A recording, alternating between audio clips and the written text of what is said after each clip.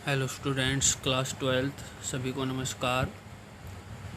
जो हमारा human reproduction में आज ये हमारा नेक्स्ट लेक्चर है। पिछले लेक्चर में हमने बहुत सारी चीज़ें देखी थी कि उसमें किस प्रकार से जो है यूट्रस जो है उसमें लेयर किस प्रकार से अरेंजमेंट किस प्रकार से वो देखा था। तो आज हम थोड़ा इसमें एक्स्ट्रा स्ट्रोक पॉइंट नोट कर लेते हैं। ठीक है, देखिए इसमें वॉल ऑफ यूट्रस में जैसे कि पेरीमेट्रियम बाहर की लेयर है, एक्सटर्नल है, थिन मेम्ब्रेनस है, फिर है मायोमेट्रियम, बीच वाली मिडल लेयर होती है, ये स्मूथ मसल्स प्रेजेंट होती हैं मायोमेट्रियम में। और ये मैंने आपको बताया भी था कि exhibit strong contraction during delivery of baby. जब बच्चे का जन्म होना होता है उस टाइम इस मायोमेट्रियम में जो स्मूथ मसल्स हैं इनमें बहुत ज़्यादा कॉन्ट्रैक्शन होता है, जिसकी वजह से बच्चा जो है बाहर की तरफ पुशअप होता है, एक्सपेल होता है। ठीक है, ये आपको बताया था। और इसमें एक बात याद रखना है, इसमें स्मूथ मसल के कॉन्ट्रैक्शन में हार्मोन काम करता, कौन सा, ऑक्सीटोसिन नाम का हार्मोन काम करता है इसमें। नेक्स्ट लेयर है एंडोमेट्रियम जो है वो इनर ग्लैंडुलर लेयर होती है, इसमें ग्लैंड्स पाए जाते हैं एक तरह से। और लाइनिंग ऑफ यूट्राइन जो कैविटी है उसकी लाइनिंग को फॉर्म करती हैं और undergo cyclic changing during menstrual cycle. जब मेंस्ट्रुएशन साइकिल होती है तो यही लेयर जो है endometrium layer he said of होती है, मतलब यही गिरती, यही टूटती है, ब्रेक होती है। ठीक है, आइली वेस्कुलर होती है इसमें। अब आइली वेस्कुलर का मतलब इसमें ब्लड सप्लाई सबसे ज़्यादा होती है। ठीक है, फिर स्ट्रेटिफाइड स्क्वेमस नॉन केराटिनाइज एपिथेलियम इन 2 layers, outer layer called stratum functionale और inner layer called stratum basale। कहने का मतलब ये कि स्ट्रेटिफाइड टिश्यू प्रेजेंट होता है, एपिथेलियम जो टिश्यू है उसका स्ट्रेटिफाइड पोर्शन जो है प्रेजेंट होता है। स्ट्रेटिफाइड का मतलब होता है लेयर प्रेजेंट होती है बहुत सारी। स्क्वेमस का मतलब एक तरह से मतलब इसमें सेल अरेंजमेंट होगा अच्छी तरीके से। और नॉन कैरेटिनाइज एपिथेलियम का मतलब इसमें कैरेटिन की जो है, कैरेटिन जो प्रोटीन होती है उसकी वो सेल्स नहीं होती। ठीक है, नॉन कैरेटिनाइज एपिथेलियम प्रेजेंट होता है। और 2 लेयर होती हैं, स्ट्रेटम फंक्शनले और स्ट्रेटम बेसिले। जो एक्चुअल में क्या होता है, जब मेंस्ट्रुएशन होनी होती है तो जो ब्लीडिंग बाहर आती है एक्चुअल में वो कौन सी लेयर की आती है, वो आउटर लेयर की आती है, स्ट्रेटम फंक्शनले की, जबकि inner layer as it is रहती है। ठीक है, stratum functionalis undergo cyclic changing during menstruation cycle. जो मेंस्ट्रुएशन साइकिल है उसमें साइक्लिक चेंज आएंगे। ठीक है, फिर body of uterus receive oviduct at right and left upper angles, a part bulked about the level of this angle called fundus, it is convex like dome. कहने का मतलब है कि बॉडी जो यूट्रस की बॉडी है वो दोनों तरफ से ओविडक्ट को रिसीव कर रही है, जैसे कि इसमें दिखा रखा डायग्राम में दोनों तरफ से ओविडक्ट आ रही हैं। ठीक है, और इसमें जो है एक ऊपर की तरफ पार्ट उभरा हुआ है जिसको बोलते हैं फंडस, ये डोम शेप का होता है। ठीक है, जैसे कि आपने स्टमक में देखा था डाइजेस्टिव सिस्टम वाले चैप्टर में, स्टमक के अंदर भी एक उभरा हुआ पार्ट था जिसको हमने फंडस बोला था। ठीक है, 3 रीजन थे ना उसके, फंडस, पाइलोरिक्स, ठीक है, एक और था उसका। तो फंडस जो है उभरा हुआ पार्ट होता है, डोम शेप होता है। फिर cavity of uterus is constructed due to its thick wall. जो कैविटी है यूट्रस की, जो खाली जगह है यूट्रस के अंदर, उसमें जो वो उसका स्पेस कम होता है, कंस्ट्रक्टेड होता है, किसकी वजह से, कि चारों तरफ से थिक वॉल प्रेजेंट होती हैं। फिर connection of cervical canal with cavity of body part of uterus, that is called internal orifice. ये भी आपका हमने डिस्कस किया था कि सर्विकल कैनाल जो है वो जुड़ी हुई है यूट्रस के पार्ट से, बॉडी ऑफ यूट्रस से, तो उसको हम बोलते हैं इंटरनल ऑरिफिस। और जो सर्विकल कैनाल का हिस्सा वेजाइना से जुड़ा हुआ है उसको बोलते हैं हम क्या, उसको हम बोलते हैं एक्सटर्नल ऑरिफिस। ठीक है, उसको हम क्या बोलते हैं, एक्सटर्नल ऑरिफिस। ये देखिए, देखो इसमें यूट्राइन कैविटी दिखा रखी है और इंटरनल ओएस दिखा रखा है, और इसमें आपका क्या दिखा रखा है, ये internal orifice, external orifice, cervix दिखा रखा है, वेजाइना दिखा रखा है। ठीक है, सर्विकल कैनाल दिखा रखी है इस डायग्राम में। ठीक है, ये देखिए अच्छे से तरीके से कैविटी ऑफ बॉडी है, यूट्राइन वॉल दिखा रखी है, इंटरनल ऑरिफिस, एक्सटर्नल ऑरिफिस दिखा रखी है। ठीक है, यूट्राइन ट्यूब दिखा रखी है इसमें। तो हो सके तो इस डायग्राम को आप बना लेना। ठीक है, आगे देखिए fertilise oocyte is usually implanted in the posterior wall of the body of uterus.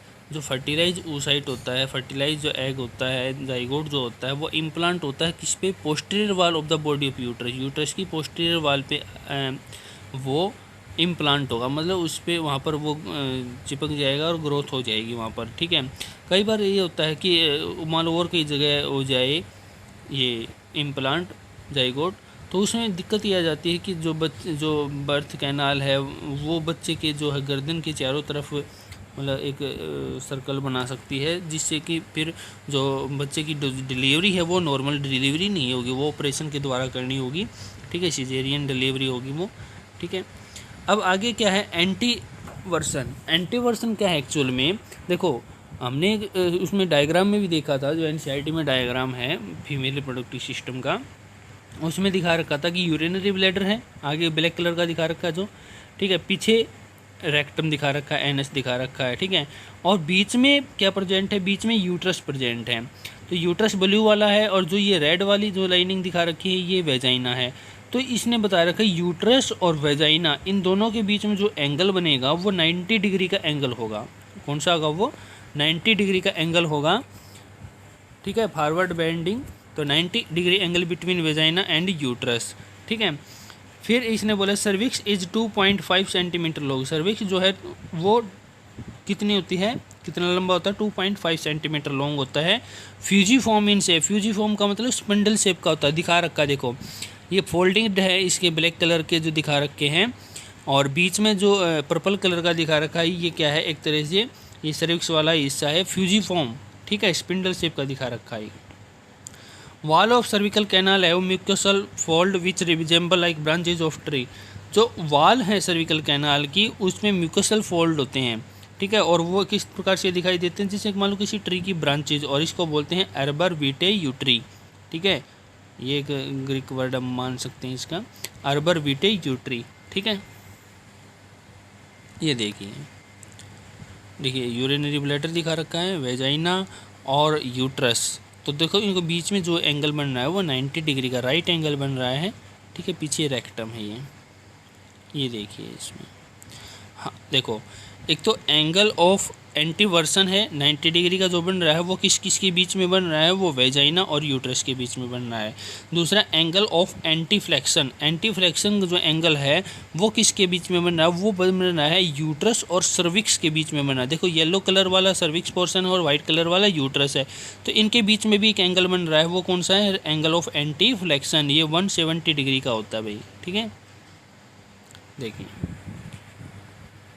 antiversion axis of uterus meet with that vagina that at about 90 degree angle, और antiflexion axis of body of uterus is bent forward to form an angle is about 170 degree with that of cervix। cervix से भी एक angle बनाएगा 170 degree, ठीक है।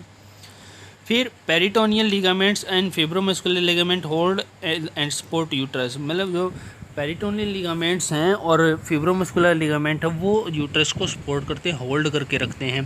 फिर uterine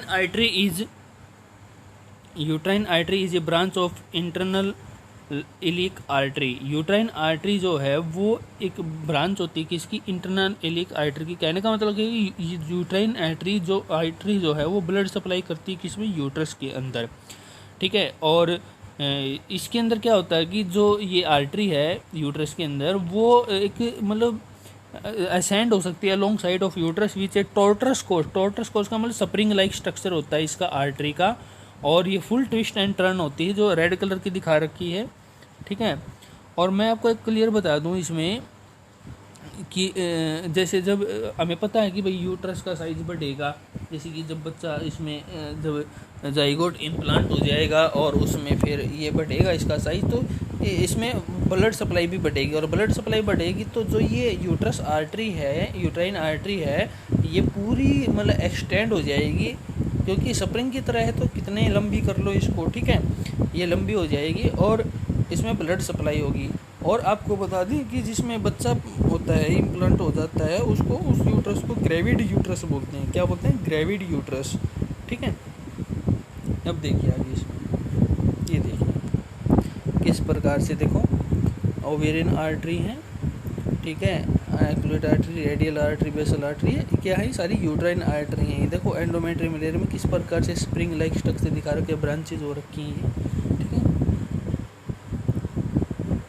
अब टॉर्टुसिटी का मतलब यही होता है, spring like structure of the artery permit expansion of the uterus during pregnancy. Pregnancy के दौरान जो यूट्रस एक्सपेंस हो रहा है तो आर्टरी भी उसमें एक्सपेंड होगी, ठीक है। Endometrium of uterus undergo into 3 phases. जो एंडोमेट्रियम है इसका मेंस्ट्रुएशन साइकिल के दौरान कई बार इसमें तीन फेजेस में जाता है। कौन सा? Proliferative phase, progestational phase, menstrual phase, ठीक है।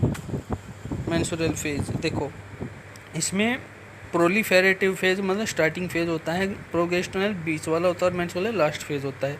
तो ये जो प्रोलिफेरेटिव फेज है ये डे 1 से स्टार्ट होता है, ठीक है। देखो इसमें ये रेड कलर की जो है दिखा रखी हैं, ये इसमें यूट्राइन आर्टरी बनना शुरू हो गई, ठीक है। धीरे धीरे बढ़ रही हैं, साइज़ बढ़ रहा है इनका, 15 डे के आसपास इनका साइज़ और भी ग्रेटर हो गया, ठीक है। और फिर आगे फिर और बढ़ गया इसमें, ठीक है, लास्ट तक। और फिर बिल्कुल जैसे 28 डे के बाद जैसे कि मेंस्ट्रुएशन जो एंडिंग पीरियड मेंस्ट्रुअल फेज जो आता है उस दौरान इनका साइज़ कम होना शुरू हो गया, ठीक है। तो ये एक स्प्रिंग लाइक स्ट्रक्चर होता है इनका, टॉर्टरस होती है आर्टरी ये, ठीक है भाई। तो ये होते हैं, इसमें 3 फेज होते हैं मेंस्ट्रुएशन साइकिल में, ठीक है।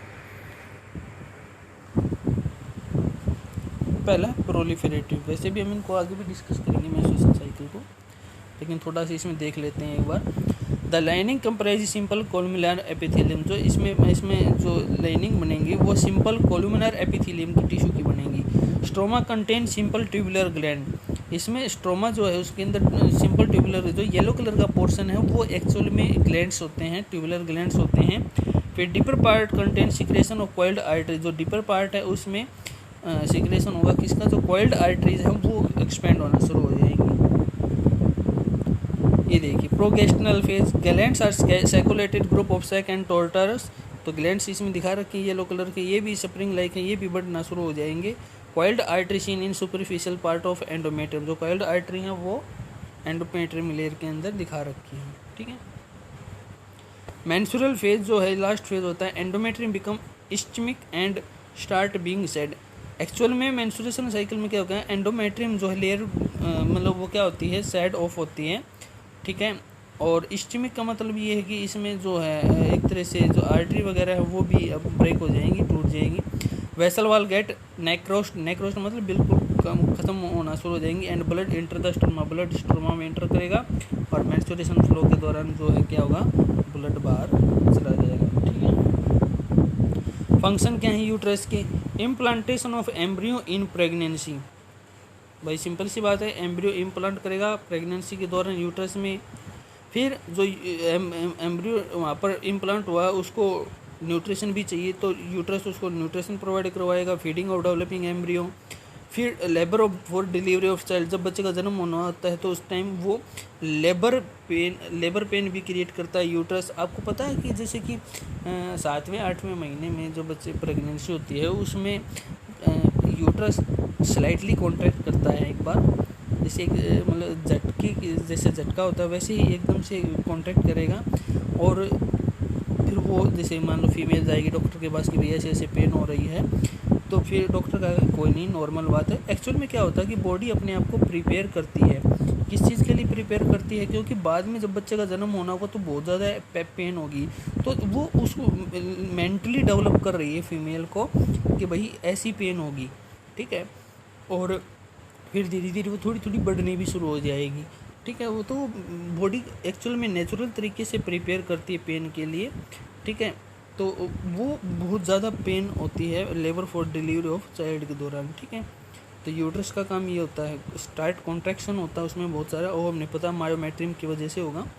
Menstruation in non pregnant stage, menstruation कब होगी, जब प्रेग्नेंट स्टेज नहीं होगी, ठीक है।